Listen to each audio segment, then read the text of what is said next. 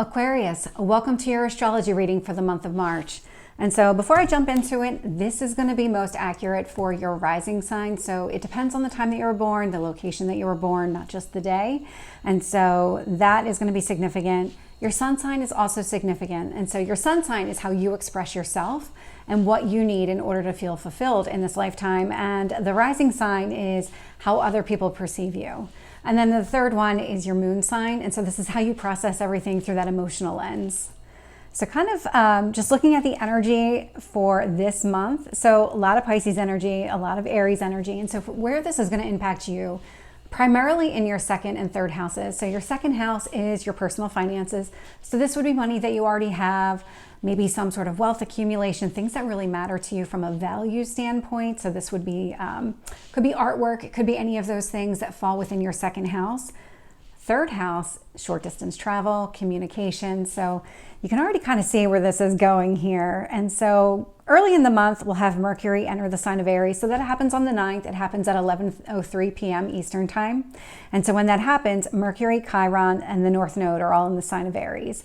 And so Aries here specifically is impacting your third house. So this would be maybe siblings, probably more communication, short distance travel. And so right away, Mercury will be conjunct the sun, but the sun is still in Pisces because we start in Pisces season and then we'll end in Aries season. And so right now we have this conjunction between Mercury and the sun. And so Mercury in Aries is all about taking action. It's about processing information, speaking your mind. That's what Aries is very known for, that type of energy. There's not exactly a subtle or a quiet group. And so Mercury is all about communication, but it can also be very blunt, very excitable type of communication, especially with this sun in Pisces kind of energy blending with it. So Pisces is all about your dreams. And so really thinking about, okay, what is it that you want and how do you communicate that? And what actions do you need to take as they relate to communicating about it? And so really for you, where this is going to impact, it's communications around your personal finances. So this could be talking to somebody to maybe grow your personal finances, like a banker or an investment banker, or an investor of some sort. This could be maybe even a mentor if that's somebody who is really good with money and knows how to grow money in that way. And so that could be highlighted here. It could also be around the actual taking of travel. So short distance travel, because that is the third house here and it is Aries. So there is an action component to the conversation. It's not just the conversation here. Mercury will also be conjunct Neptune in Pisces. And so again, taking that excitable, impulsive type of communication and really understanding, okay, let's get clear on what it is that you want to do. What is your ultimate goal when it comes to your personal finances? Because that is Neptune in Pisces energy. Neptune is the ruler of Pisces. This is all about dreams, dreams, dreams. So what goals are you setting for yourself? What kind of savings do you want to have? What kind of wealth do you want to accumulate? And then really being able to talk about it with the right people, maybe even travel when it comes to that. And so really all of this is being highlighted here. We'll also have Mercury sextile Pluto in Aquarius. And so Pluto in Aquarius, so interesting because Pluto in Aquarius, it affects you. So we're in this energy for roughly 20 years. Pluto is the planet of transformation. And so as an Aquarius, you already know you're really the rebel of the Zodiac. You do not like restrictions, limitations, structure just for the sake of having structure. It is all about being flexible and really breaking down those barriers. And so for you, this is impacting your first house of self. And so when it comes to the communication that you want to have around your finances, the actions you want to take as they relate to your finances, what does that mean? What do you need to change about yourself? And really, Pluto in Aquarius is going to do it anyway. That Pluto energy isn't really giving you much choice. So if you have some sort of block that you've done to yourself, it is about to become, well, if I could speak, it's about to come down, but it's about to come down in a pretty significant way here. So I don't know what that block is for you. It could be around your spending habits. So if you are somebody who is very into name brands, maybe you start buying off brands or you spend less money. Maybe you cut back on your Amazon deliveries or whatever it is that kind of prevents you from going after and achieving those financial goals that you have for yourself. And then on the 10th at 4 o'clock in the morning, so this is just a few hours later, we'll have the new moon in Pisces. And so Pisces energy is going to completely impact your second house. We'll have the moon, the sun, Saturn, and Neptune all in the sign of Pisces. And with this new moon, so the moon and the sun are at the same degree point in the sky, and that's what a new moon is. And so that energy is very blended here. And now there is this conjunction with the sun. And so all sitting in Pisces. So when you think about your moon, how you feel about what it is that you want, the sun, how you express what it is that you want here. And then that sun energy, or that Neptune energy in Pisces, like get really clear on your financial goals. What are they? And then we also have the sun and moon conjunct Saturn in Pisces. And so Saturn is about structure. It is about creating some sort of plan here. And so again, when you think about your financial goals, how do you get there? What do you need to do in order to achieve those? Because that is definitely coming across with this new moon in Pisces.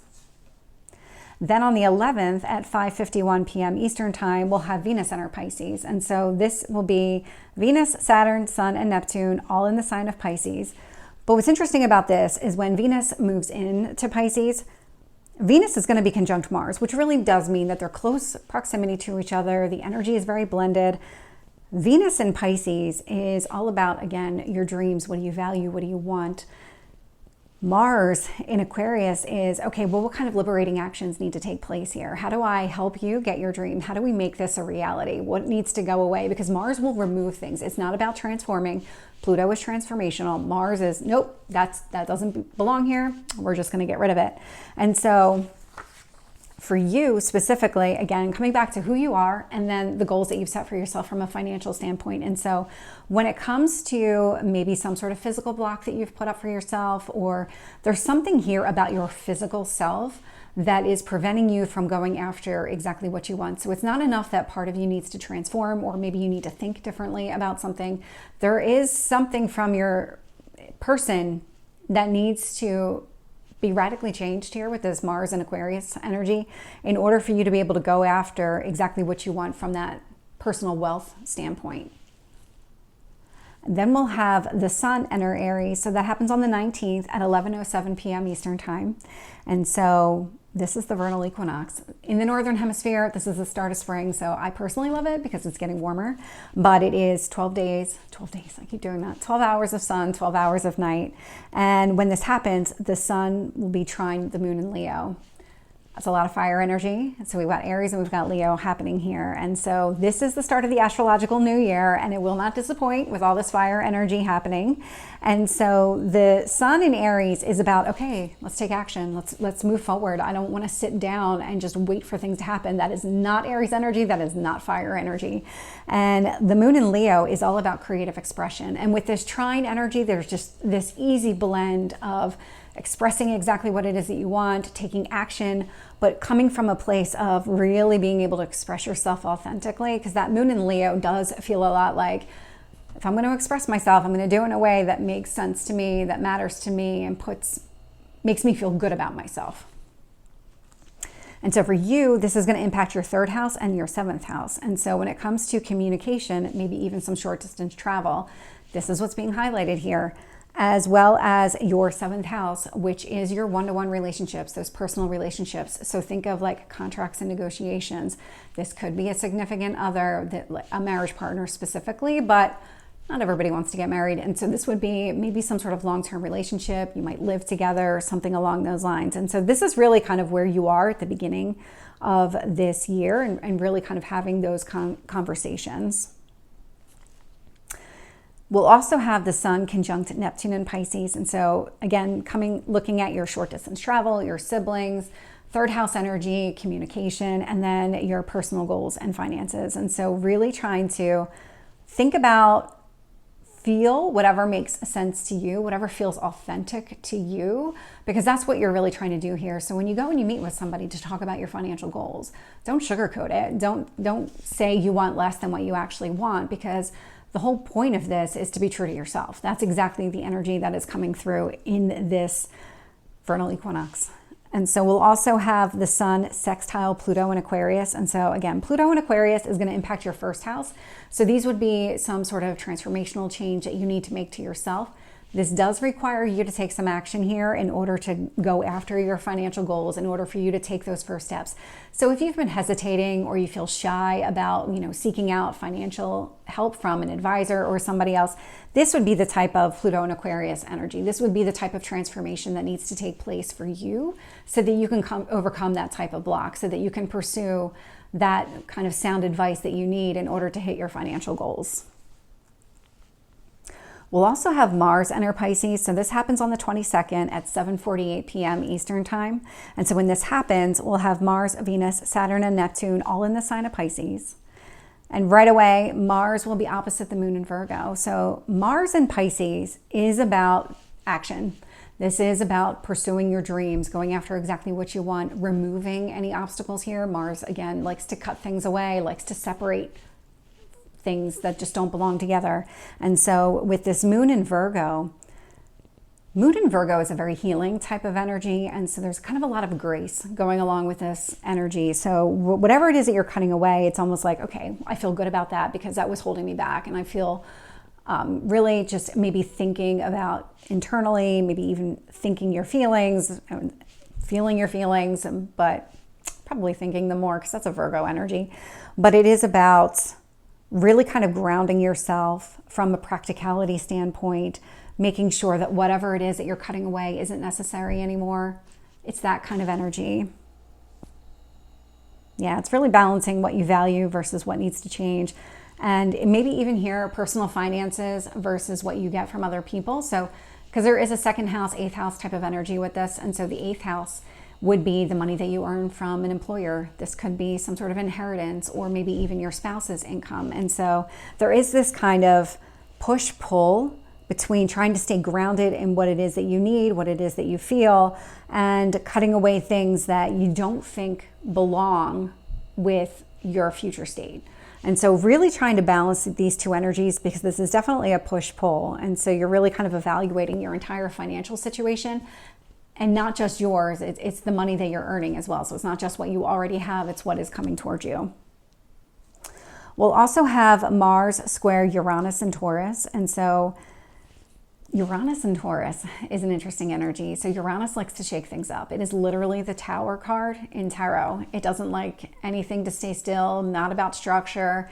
But with that Taurus energy, this is a very grounding, very loving type of energy. Taurus is ruled by Venus. So really thinking about what you value, what you want, what matters the most to you. And then if something doesn't fit with that, Uranus says, okay, well then it's not necessary and we're going to remove it. And so what you're seeing is that there's a lot of planetary alignments kind of giving off that same type of feeling. So what doesn't work for you anymore? Taurus occupies your fourth house. And so what is it at home that doesn't work for you anymore? Is there something in your home life that is preventing you from having that financial freedom that you're looking for, that wealth accumulation that you're trying to go after? Because this is a second house, fourth house type of energy. And so Mars is going to really take action to help you achieve your financial goals. And with Uranus and Taurus, it's like, okay, well, is there something here about my house or my home that needs to change in a dramatic way in order for me to change, or for me to have those financial goals and really pursue and achieve that. And so really kind of focused on that. There's a lot of emphasis here on your money. And then towards the end of the month, on the 25th, we will have the lunar eclipse. So this is the full moon in Libra. This is going to happen at 3 o'clock in the morning Eastern time. And so this is really, they're opposite in the sky. That's what the full moon is all about. So the sun is opposite the moon. So we have the sun in Aries. That's where the north node is. We have the moon in Libra. So that's the south node. And so this is the eclipse. And this is a stronger energy than just a normal full moon because it is an eclipse. And we are in Aries Libra eclipse season. It did start last summer. And for you, where it's impacting you is third house, ninth house. And third house, again, short distance travel, communication, maybe siblings, probably not so much. Ninth house is all about big picture. This is long distance travel. This is really kind of looking at things from that big picture perspective. And because this is the moon energy, so what it is you're really feeling and thinking about what it is that you need to come together in order to get this big picture. How do you see yourself 5 years from now, 10 years from now? What kind of life do you want to be living? What does that mean from a financial standpoint? What needs to come together in order to make that happen? Do you need to work with other people to make that happen? Because, I mean, we had an advisor showing up here, a financial advisor showing up a few times. And so it is really about bringing things together, because there's something here at odds of, you know what, I think I can do it myself, versus, you know what, I really should seek outside help here, because that's Aries Libra. Libra is all about partnership, bringing things together. Aries is like, no, I can do it myself. And so there might be some sort of push-pull energy happening here. You might be going back and forth, figuring out, is this something I can achieve on my own, or do I need outside help? Do I need to partner up with another person in order to achieve these financial results? We'll also have the moon opposite Neptune in Pisces. And so again, when it comes to your personal finances sitting in your second house, understanding those goals, and then how do they relate from a big picture perspective? When you think about your ninth house energy, and so this is that Libra energy, let's bring things together, let's partner up with somebody in order to achieve the results that you seek. That's what this is all about. And so really taking it through that big picture lens is going to help you navigate this energy, because both the moon opposite Sun and the moon opposite Neptune, this is a push-pull type of energy. So there is going to be a lot of back and forth, a lot of weighing your options, trying to figure out what is the right path for you. The best way to handle this is really to kind of find that middle ground and go from there, because there is a way to make some sort of compromise that will balance all of this out. There's also the moon trine Pluto in Aquarius. And so Pluto in Aquarius, again, is going to impact your first house of self. And so what changes need to be made here in order for you to maybe be open to accepting financial advice from another person or seeking that outside help? And so what happens here? What are you trying to do? What needs to change within yourself in order for you to achieve your financial goals, or to even start the path of pursuing your financial goals, or continue down the path? And how does that relate to other people? How does that fit into the big picture? So Aquarius, this is your reading. I hope it resonates. If it did, please like, share, and subscribe, and I will see you next time. Take care.